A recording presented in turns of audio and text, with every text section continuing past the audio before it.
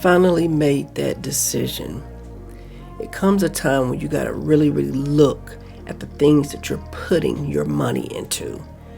And when I look at the Indiana Pacers, OKC, Golden State Warriors, even the Lakers, even though they listen to LeBron or whatever, Lee GM, and they've made bad decisions, they've made them. They've made moves to make their teams better.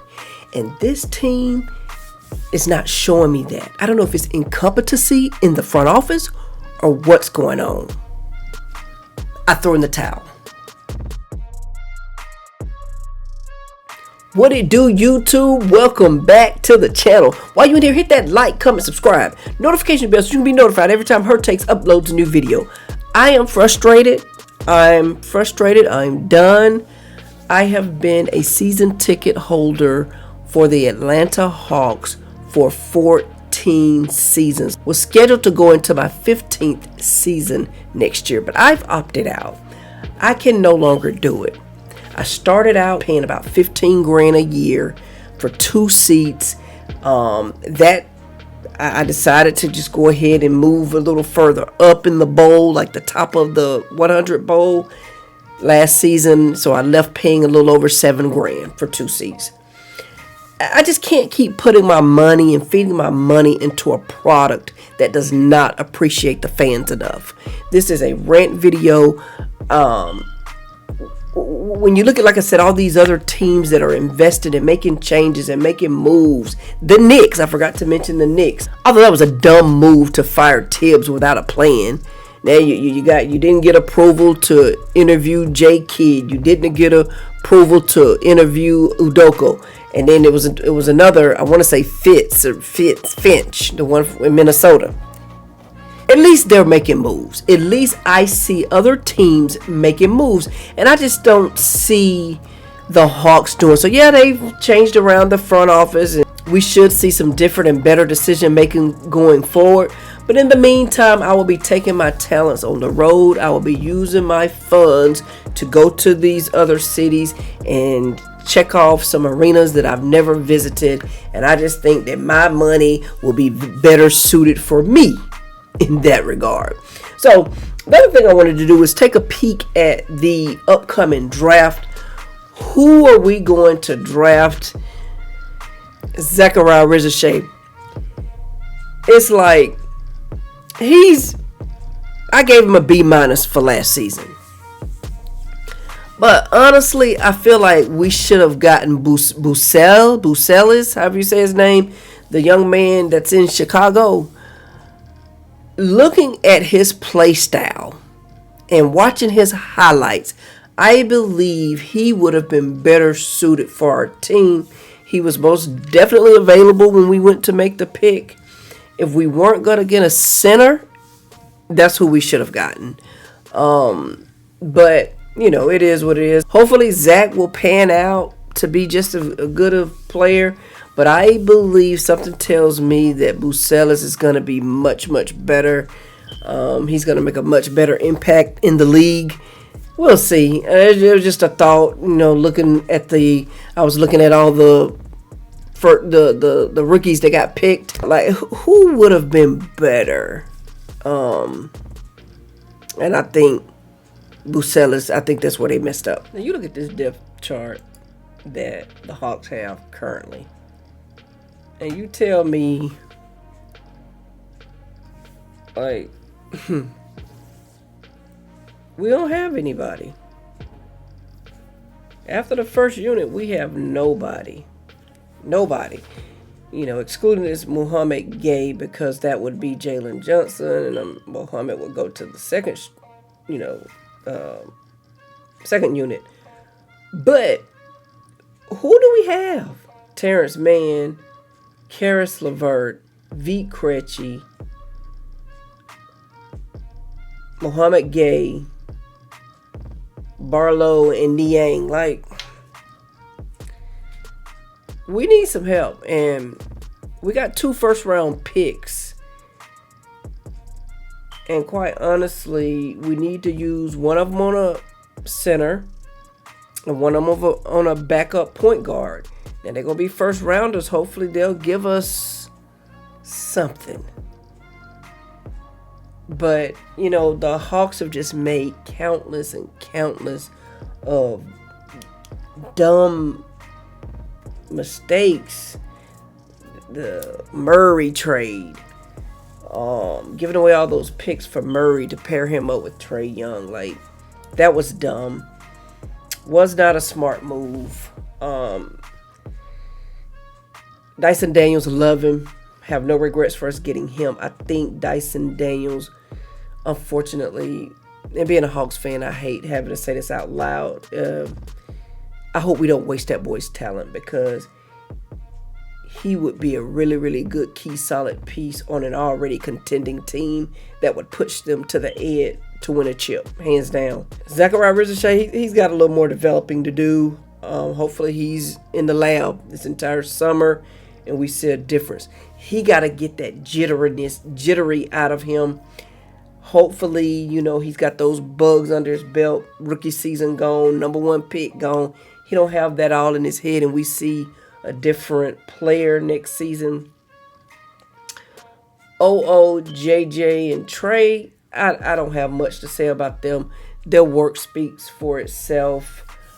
Those three, they're going to come hard every game. They really, really are. They're going to bring it every game. So I don't have any doubt against those three.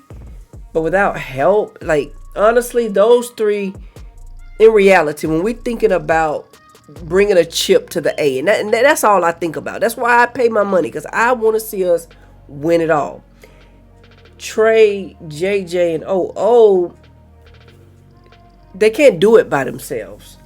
That's not the three that you want to say, okay, this is our big three, let's get some pieces around them. No.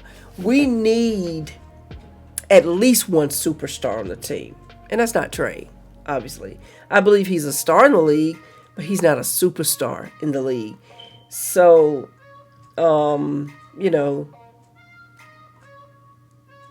these other teams can do it, and it has nothing to do with the market. Don't nobody want to go play. Who wants to go play in Indiana? Who wants to go play in OKC? I remember, when Kevin Durant and them got up out of that, did nobody want to go to OKC? Russ was able to lure Carmelo and Paul George there. If he hadn't been there, I don't think those two would have gone. Russ was balling during that time. I don't know. There's no excuse. There is no. Look at Houston. Houston is on the brink, right?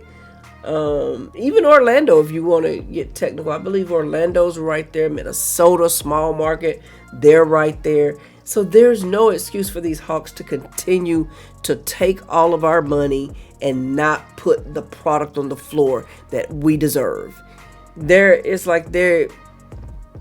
Some seasons they barely do anything. Most seasons they barely do anything at the trade deadline, and it's just frustrating. I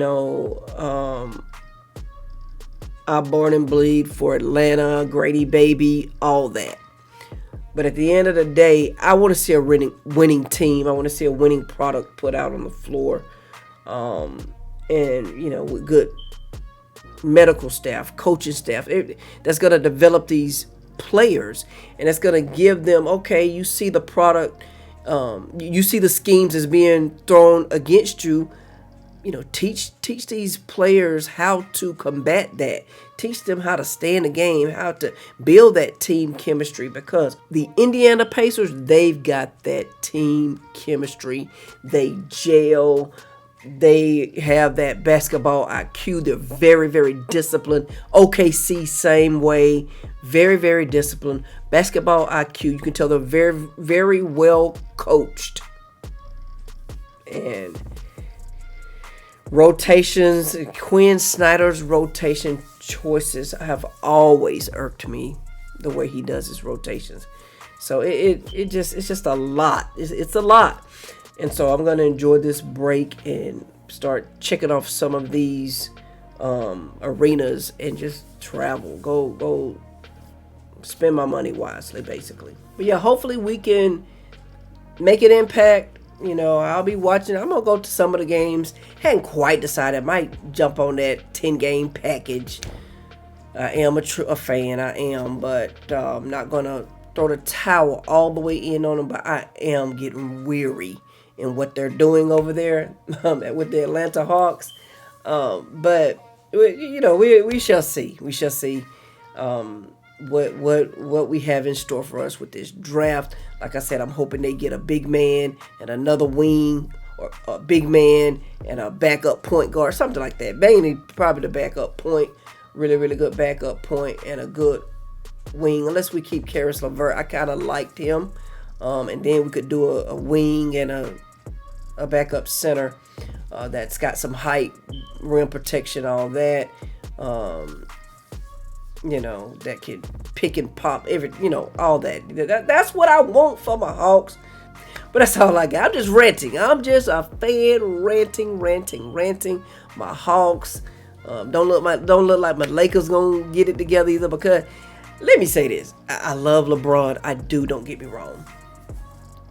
But I feel like LeBron, if all this Lee GM stuff is true, LeBron has the Lakers in a bad spot in terms of getting in their head with certain picks. All the money that they have to pay him. Then their hands are tied. They can't really do nothing to get the pieces that they need. Because as we can see with OKC and Indiana, pieces matter. Everybody talked all this about Bron, always asking for help. As you can see, pieces matter. Look at OKC. Look at Golden State, the best team ever constructed, and the Indiana Pacers. Pieces matter, but their hands are tied because they pay Bron so much. They're going to have to pay Luka to keep him. They've already debacled a lot of their picks already and things of that nature. The cap, second apron, third apron, all that stuff's over my head, whatever. Their hands are tied. So it's like the teams that I want to see get a chip, it's just, the chances are slim to none. But anyway, that's all I got. Don't forget to like, comment, subscribe to the channel if you're new. And as always, stay safe. On to the next one. Peace.